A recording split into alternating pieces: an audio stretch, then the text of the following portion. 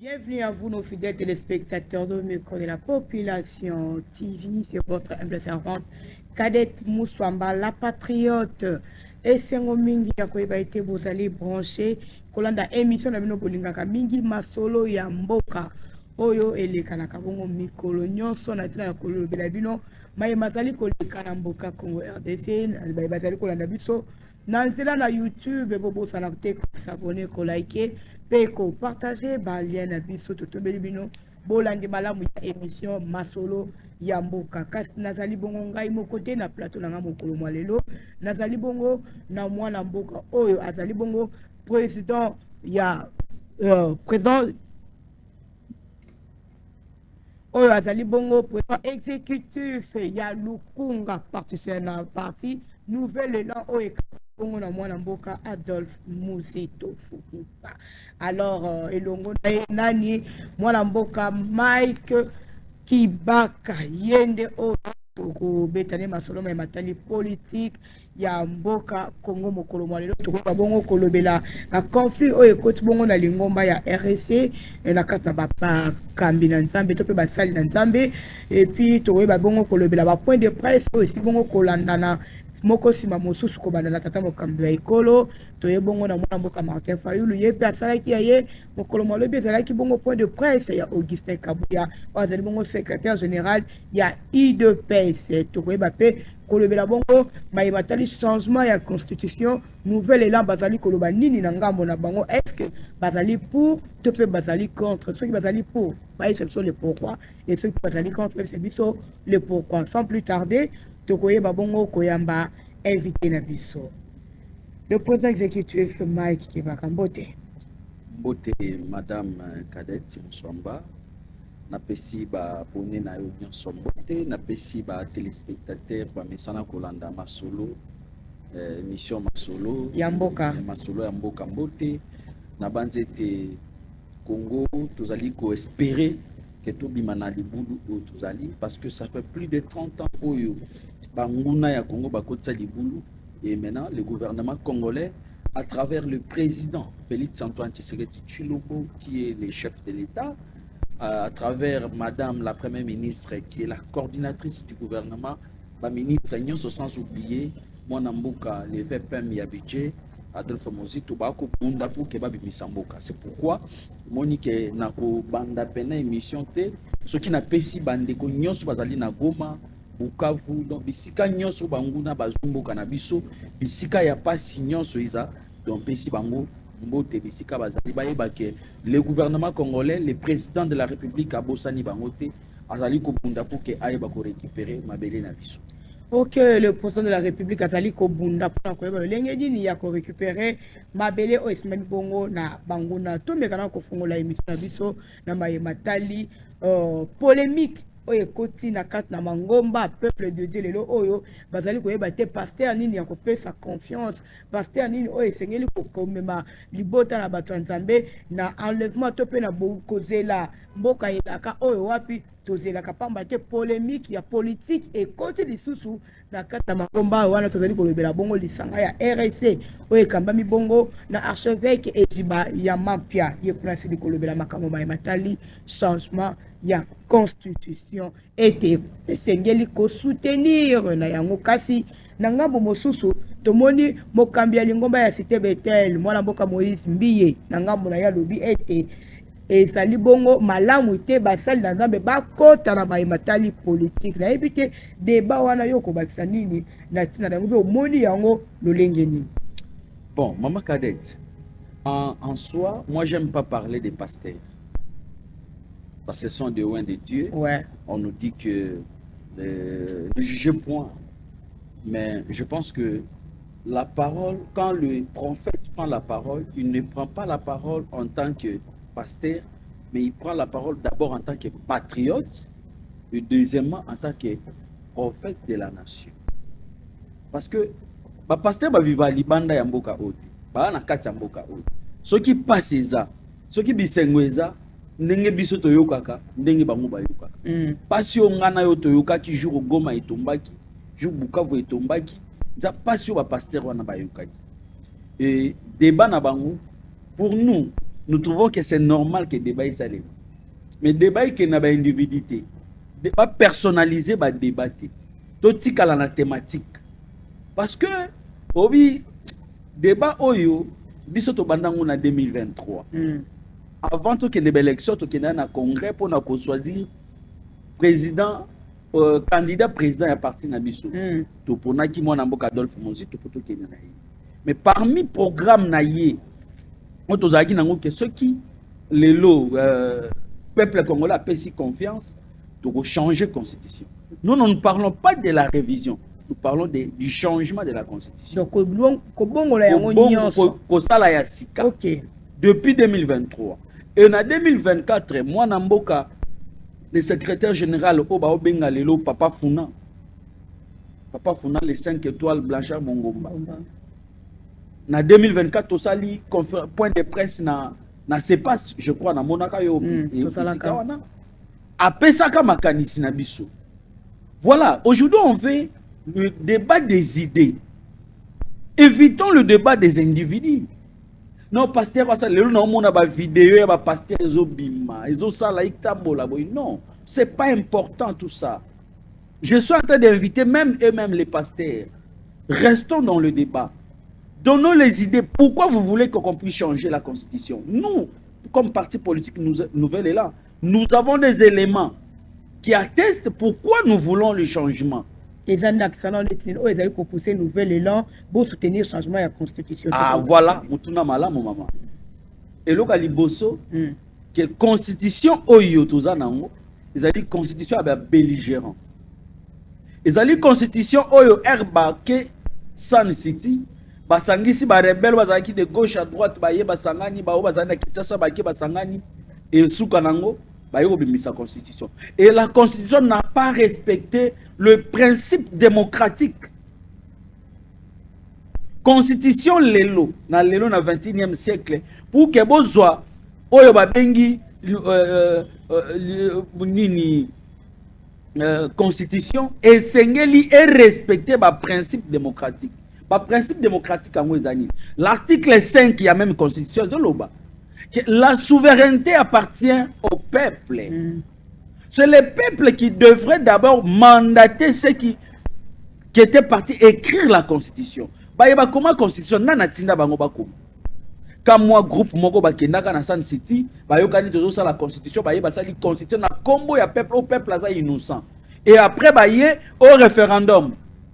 Non. Il faut respecter le principe démocratique. Ça, c'est de 1. De 2, la personne qui avait promulgué cette constitution, c'était Kabila en 2005-2006. Il n'était pas légitime. Quand Kabila a promulgué la constitution, il n'était même pas élu. Comment l'élo, Togo sale la constitution, Oyo, Mouta promulgué en Ouazaki légitimité. Or, la légitimité appartient au peuple, l'article 5 le dit. Donc, nous devons arranger. Moni maman, tout ça le débat n'a pas élément. Nga na lobby o na koloba, batu lelo batu ba comment constitution. Soko bengi yo zali mopanzi sango mama. Benga professeur Bocha baya awa. A repese version na ye. O bengi professeur Mampuya. Version na ye. O bengi professeur Bob Kabamba za na Belgique. Donc soko bengi mutu na mutu. Donc li solo ya constitution zali ko pesa ba règle, ba principe yi kamba ekolo na biso RDC. Mais comment le quoi li solo wenge mama? Soko bengi jiba obeta li solo ndenge na ye. Soko bengi wera na ndenge na Didier Massa. Donc au mona ke désordre ezali. Et sengeli toye ba ko zongisa bokonza ne pas peuple. Oyo ba bengi assemblée constituante. Oyo statia pour que etinda ke mama cadette dans de Mike bokende bokoma constitution. Nde to komi to zongi pa peuple ke tala constitution to komi. Peuple atangi soka ndimi alobi iyo nde référendum. Soka boyi pe. Mais oya biso le ka bongote. Donc pour vous dire que soko tali depuis 1960 ti lelo to tikala kozwa constitution ezali légitimité et maintenant c'est le temps to yeba kozwa constitution ezali légitime. Maintenant soki na zongi sima mwa mukie na régime outi koleka si je ne me trompe pas année 2017 2018 Joseph Kabila a lukaka pe pour nous changer constitution pour télémélayer et longo na peuple ko empêcher et que ba ko kana ko simba constitution te boni lelo oyo tata mokambi ko la lingi ko changer constitution besoin ndima yango oyo ko télémelaki na régime oyo non Kabila na 2017 peuple télémelaki a changé constitution te parce que Kabila zalaki sous légitimité mandat ya Kabila esela na 2016 ce qui a salaka ngo era salaka révision en 2011 peut-être ça pouvait marcher mais en 2017 azaki sous la légitimité et sengeli muto fois abanda procédure wana o aza na légitimité et aujourd'hui qui peut douter na légitimité ya Félix Tshisekedi a été élu avec plus de 73%. Et vous avez vu, nous à l'époque, en 2018, on doutait, il y a légitimité, mais après l'élection en 2023, nous avons constaté, les partis ont levé l'option que Félix Tshisekedi aujourd'hui est légitime. C'est pourquoi vous avez vu, le président, le visionnaire du Congo, Mpomunchi, a accepté de travailler avec le président de la République pour amener son expertise. Donc voilà les éléments qui attestent que dans 2017, ezalaki ngonga te mais awa ezali nde ngonga wana parce que Félix Tshisekedi a la légitimité ya ozonga pas peuple. Donc voilà. Depuis 2018 oyo tata mokambi okola zwaki bonga pe abandi musala na 2019 asisi mandat na ye ya mbumalamu mandat ya mibale pe akoti yango ndenge oti koloba yango malamu ete na kati ya légitimité nyonso Pola nini akanisaki likambo ya ko changer constitution uta kala te kaka na mikolo oyo totika nango atika na mikolo mikie mpona kosilisa mandat na ye aya kobeta lisolo ya ko changer constitution. Ndeko Cadet, moi je pense que même yo na ndako otiaka provision ozala na programme po kamba ekolo batunaka ke soki ngai lelo naza na posa na ya kokamba ekolo na biso peuple akotunanga ke ndeko mai kozali na programme nini. Et na kati ya programme wana tokotia babiloko ezali priorité na o ezali nécessaire na donc ota mona ke eloko na eloko ezala na ngonga nango. Le chef de l'État a pris du temps pour que a maîtriser premier mandat ezaki a maîtriser situation ya mboka. Et aujourd'hui le chef de l'État a la situation du pays na maboko na ye. Lelo soko moni sur le plan sécuritaire awa omonaki ba M23 ba ko sala ba vidéo ba ko loba ba n'importe quoi mais lelo eza sous soutenir ezalaki lelo ba M23 ba komo ko lela lelo ba journaliste na bango ba komi ko se plaindre pour dire que Félix Tshisekedi en tant que chef de l'État a travaillé sur le plan diplomatique le chef de l'État a mis le moyen pour que ba militaire na biso bazala très à l'aise na front et aujourd'hui petit à petit pour que la situation soit la maîtriser. Et c'est ne azoya malembe dans 2 ans tozo kene na fait un mandat c'est normal comme azali na mandat il y a peuple il peut parler à changement de la constitution. Nous sommes très contents parce que je vois beaucoup de partis politiques en train de faire des confusions.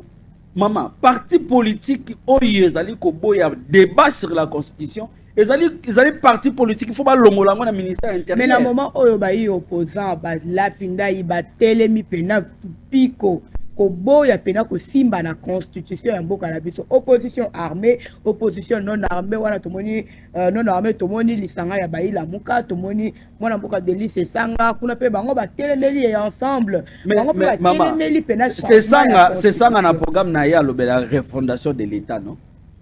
Refondation de l'État ezali. Quand on parle de l'État, on voit d'abord la Constitution. Mais il va refonder comment l'État sans toucher la Constitution. Mais c'est que le peuple. Natangi manifeste à Kisangani ya Kulutu Nanga Fayulu. Il parle de réformes constitutionnelles. Mais bazo kosa nani. Natangi ensemble de même. Non, mboka oyo eko évoluer na lokuta te ndeko bazali ko zoba peuple biso to ya ko loba vérité bo solo et pas ya peuple quel lelo ezali ngonga il faut to booster ezali temps il faut to changer makambo ko changer makambo wana e bandi na mobeko li konzi pe ba loi organique Il y a des lois, il faut moussus to longolango, moussus to amender yango. Et la constitution n'abisso, certainement qu'il y a beaucoup de blocages. Par exemple, gestion, il y a ma province. Il y a une confusion là-dedans. Là-dessus plutôt. Confusion est allée. Mais il faut te toucher yango. Les lois oyo kabako lobela, la constitution ba lobby l'enseignement primaire gratuité et enseignement. Ils ont la compétence, il y a ma province. Est-ce que les lois a ma province va ça les langues? Qui paye les enseignants? C'est le gouvernement central. La rétrocession, la constitution existe, la constitution est retenue à la sous. Maintenant, il faut réfléchir, qu'est-ce que nous devons mettre? Il y a trop de problèmes, il y a ma nationalité. Ils ont la bande de koto qui est dans le football. La bande de koto, il y a double nationalité. Mais de quoi un jour, ça a posé ça à gérer Pembo Cannabis. Dans le problème, parce que donc, on va refuser Tisserand parce qu'il y a une double nationalité. On va refuser le milieu du terrain qui Charles Piquel. Mais Mouto a mouillé maillot pour le Congo, mais pour le Roger Bolobi qui a Congolais. Nous devons réfléchir. Donc, pour nous, nous trouvons que c'est l'occasion que le débat est sur la Constitution pour que le débat d'idées jaillit la lumière. Donc, débat est le débat est le pas qu'on touche ma personnalité à tout, tout individualiser ma débat, mais tout si kala na matière. Yo ya kapé yebisa biso pourquoi on lingi changement ya constitution té. Biso pe to bisio pourquoi to lingi changement. Et être au ça la débat ndé ko mona que lumière robima même constitution bango bazo bundela. Ils ont un débat. Ce n'est pas tout le monde qui avait accepté. Le lopoto comme un État unitaire fortement décentralisé. Il y a ceux qui voulaient régionalisme, comment on appelle ça, j'ai oublié le nom. Fédéralisme. Bamusu balingaki État unique. Débat wana bayoko suka ke ba ke na État unique fortement décentralisé. Donc débat est normal. Ma beza ne ma finga.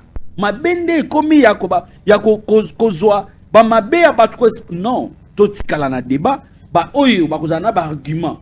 Ceux qui ba lingi changement bazana ba argument et koleka ba ko convaincre la population parce que souka nango c'est la population. Ce n'est pas parce que Mike Kibaka a dit, parce que Fayoul a dit, parce que X a dit, non, c'est la population qui va trancher et le chef de l'État était clair. Il a dit, si la population veut de moi, je vais rester. Ce n'est pas maman Kadette Oyeka, non, ce n'est pas vous seulement, c'est la population, c'est l'ensemble. Donc, tout ça la débat, tout ça là en sorte que peuple nabiso à comprendre au biso tokolo. Tout le makao na o Italie changement ya constitution. Bon, si ka wa soki mo connaissez lui kondima, to peuple ngo wa celui kondima été va changer constitution. Ce que peuple o ezwa mi na est, o ezwa mi na occupation, bango bazali ndenge ba ko décider ndenge nini ou soit wana etikali état mususu pe côté que état mususu bango ba osala bango constitution ou bien ba kosala kaka o ya parce que bango pe kuna ba to telemela changement. Maman Kadette na otukolo banayo awa. C'est balancer le débat. Ce n'est pas aujourd'hui que le changement est possible. C'est là et le chef de l'État l'a bien souligné.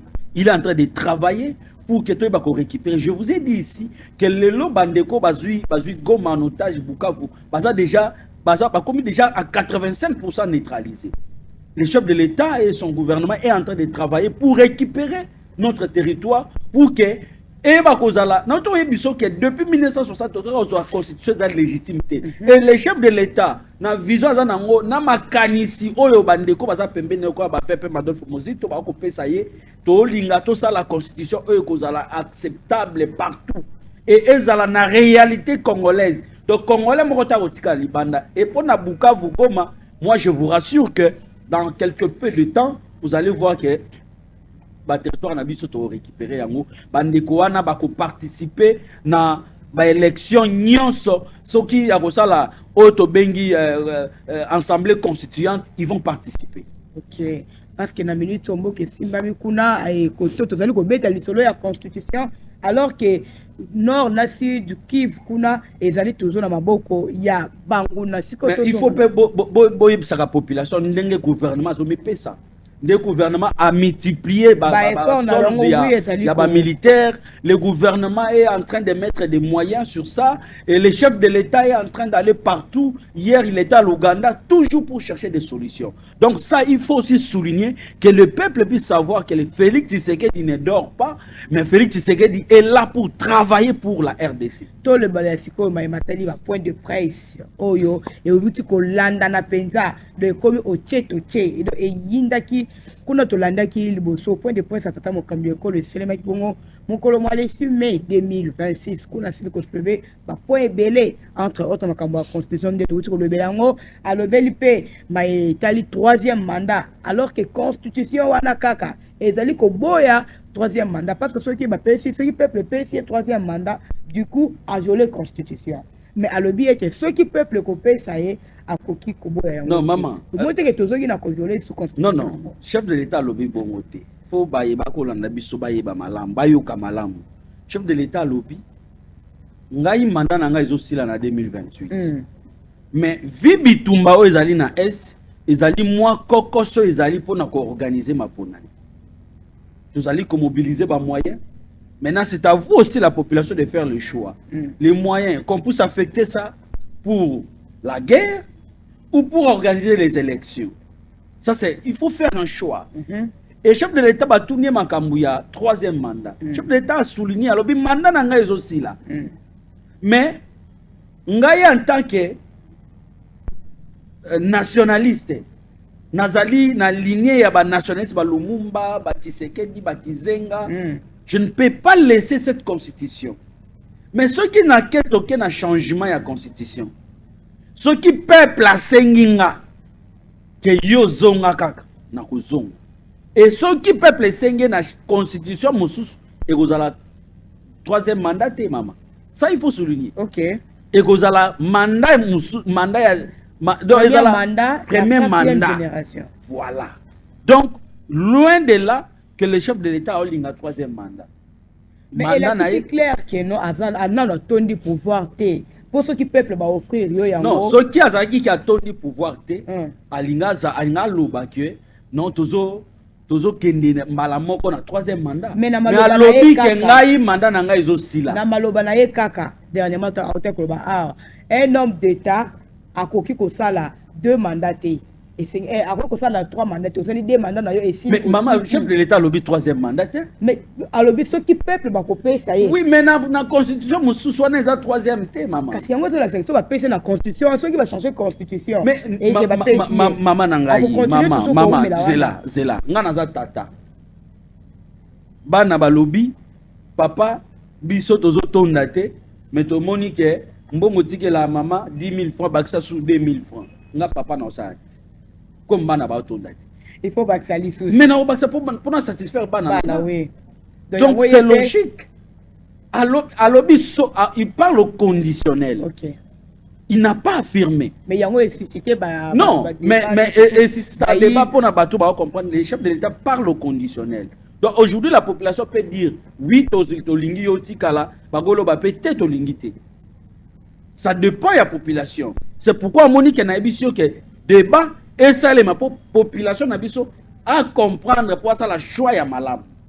Et pour que la population ça la choix ya malam, biso bactère politique, to yeba nini tozo loba pas population. Nini tozo yebisa bango. C'est pourquoi Monique biso nouvelle est là, to bengisi ba kinois. Moko le 17 mai, ba y a na terrain à ça. Ba yoka parce que tu allez soutenir l'institution. Institution à l'Ibosso Zali, institution président de la République. Tu allez soutenir FRDC en front. Oyo ba ko bunda tongo midi pourquoi? Et tu copé sa position na biso oyo nga na lobby awa nazalika ko ramasser mais vrai so lingo yoka vraie version ya position ya nouvelle est là. Yaka le 17 mai à 10h juste na terrain à Sosa. Blanchard Mongoma ou bengi papa Funa à Kozalawana pour éclairer l'opinion sur le débat, il y a changement, de révision, il y a constitution. Donc boya ba ike, boya ebele boyoka nouvelle là position ndenga kopesa pour un changement to révision à la constitution. Donc mota zangate dimanche je sais que ils allaient ba prière mais bomaka ka jour moko pour na mboka na yo c'est sacrifier pour na mboka na yo yaka na funa na terrain asosa na kasavubu bokoyoka papa funa akolobela biso makambo sur le changement à la constitution ndenge pe tozo soutenir ba institution na biso pe tozo soutenir ba FRDC oyo bako bunda na est ya pays na biso soso koma na suka ya émission na biso TV Zalingonga kasi tokosita bongo te sans que tolobela pe maye matali toujours point de presse ya mwana mboka Martin Fayulu madi de paix CG Augustin Kabouya kuna CG Augustin Kabouya a s'adresser na point de presse na Tolanda qui quelque fois sur les vagues qui kobenga mwana mboka Martin Fayulu madi de koloba ete ye akoki jamais ko critiquer il de presse pambate o ya azali lelo azali bongo produit ya il de presse mais toyoka ki pe kuna Martin Fayulu na point de presse na ye koloba ete il de presse c'est qui na onko kufa na 2017 yende mutaki ko sekwisa yango débat nyonso to wana ezokende kaka autour ya constitution pe maponome ya 2028 est-ce que biloko wana maponome ekozala ya solo penza topé ekozala te parce que te ko la point de presse boy makambo za ya ko bon pona maponame mama na otu koloba awa oui. Que le chef de l'état alobaki que vie insécurité eza moi kokoso ezali mais espérons que d'ici 2028 makambo go changer on na ba point de presse en tout cas na landi point de presse ya Martin Fayulu te na landi pe ya honorable Augustin Kabouya te donc tikelanga temps pesanga temps na kende na landa yango so na landi yango na yoki ndenge balobi je peux retourner ici et donner mon point de vue. Je ne peux pas donner mon point de vue na ba point de presse wana et pourtant na landi to moni ya chef de l'état j'ai argumenté parce que j'avais suivi ça en direct. J'étais là en train de mais deux points de presse wana landité na yebité wana oyolobi tikanga pe na zwata ya kolanda yango pe na kozonga awa na ebisa ba téléspectateurs oyo makanisi na ngai ezali mais awa plus mama ngai na ko insister na ba kinois na bana ya kasavubu bana ya ngiringiri bana ya ngalie maboyebi ke ngai na zala molobeli na bino na lobela kaka bino biso to kokufa pona kisasa to bengisi bino le 17 na 10h na terrain asosa boya ebele Adolphe Mozito oyo azali visionnaire du Congo Fumunchi oyo makambo nyonso aloba mama lelo ezokokisama makambo constitution OR Adolphe Mozito alobi en 2023 batu tout ba critika et lelo bazongi pa ya Adolphe Mozito. C'est pourquoi Blanchard Mongomba en tant que secrétaire général à parti Nouvelle Élan, il sera là pour adresser, pour éclairer l'opinion nationale qu'internationale sur les questions du changement ou la révision de la Constitution. Soyez là très nombreux pour que Toyoka Blanchard Mongomba oya koyana mandat spécial ya mwana mboka Adolphe Mozito azali autorité morale ya parti na biso Nouvelle Élan l'homme des chiffres en tout cas biso bana yangaliema biso bana lukunga tokozala wana bana lukunga nyonso déjà dimanche to sala ki réunion toyokana ki ndenge tokozala bana yangaliema tokozala na centre supérieur na ozone ba musu tokozala na Delvaux ba musu tokozala na Kitambo magasin et ba mususu bakozala na Ipen bana ya Monga Fula bana Barumbu bana Lingwala Komina Kin Gombe biso nyonso tokokutana na ba point focal na biso pour que toyeba kokota na terrain sosa mobondo en tout cas toyoka le secrétaire général compétent Blanchard Mongomba message à kopesa biso. Merci na bien surtout bozwa ki libaku ya kolanda biso na émission somo kolomwa lelo na panti yambo ete to silisa yambo ete to sisa to koka ko s'abonner massivement mais to landa vidéo wana ya mwana mboka Blanchard Mongomba o azali bongo mwana ya funa ya solo mwana ya funa o azali ko sala papa funa azo benga ye papa funa o azali ko tala solo bilembo na ye na kati ya funa yango koya ebele mokolo ya 17 tokutani kuna na terrain ya asosa. Alors pour s'abonner massivement pour liker pe pour partager na basi ngana bino tokutani mbala ya sima potikala malamu. Merci.